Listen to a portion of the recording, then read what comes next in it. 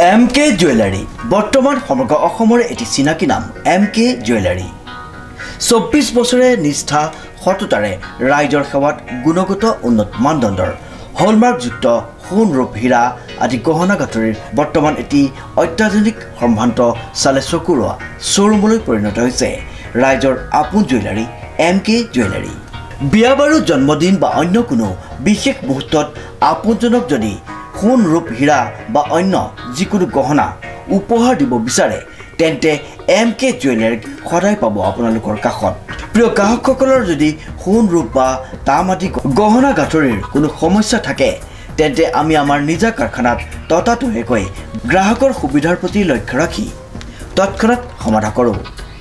আপোনাৰ মৰমৰ পুত্ৰ বা জীয়ৰীৰ শুভ বিবাহৰ বাবে আমাৰ শ্ব'ৰুমত হলমাৰ্কযুক্ত বিয়াৰ সম্পূৰ্ণ গহনা পোৱা যাব উচিত মূল্যত আৰু উচিত মানদণ্ডত।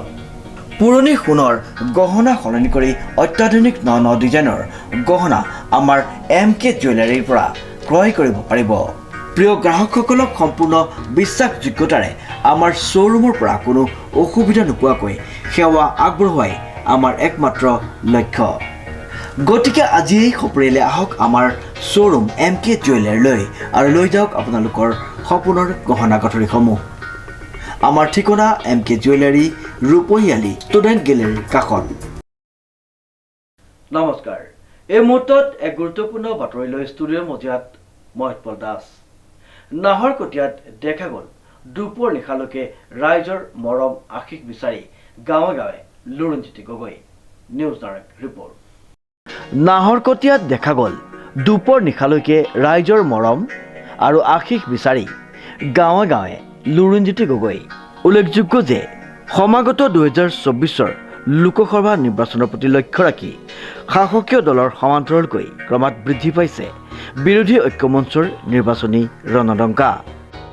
সভাসমূহত ৰাইজৰ যিটো উপস্থিতি এইটোৱে প্ৰমাণ কৰিছে যে এইবাৰ এই নিৰ্বাচনত আমাৰ অসমৰ জনগণ বা ডিব্ৰুগড় লোকসভা সমষ্টিৰ ভোটাৰ বিজেপিৰ বিৰুদ্ধে আছে, বিৰোধী ঐক্যমঞ্চৰ পক্ষত আছে। আৰু সেইকাৰণে মই ভাবোঁ যে এইবাৰ নিৰ্বাচনে এটা ঐতিহাসিক এটা ফলাফল দিব, যি ফলাফলে অসমৰ মানুহক কৰা অন্যায় অবিচাৰ অত্যাচাৰ, সাধাৰণ জনগণক কৰ কাটল বস্তুৰ দাম বৃদ্ধি কৰা, দৰৱৰ দাম বৃদ্ধি কৰা, বিদ্যুতৰ মাচুল বঢ়োৱা, এইবোৰৰ উত্তৰ এইবাৰ EVM মেচিনত এইবাৰ 24 নিৰ্বাচনত শক্তিশালী ৰূপত দিব আৰু তাৰ ফলাফল এইবাৰ নিৰ্বাচনত প্ৰতিফলিত।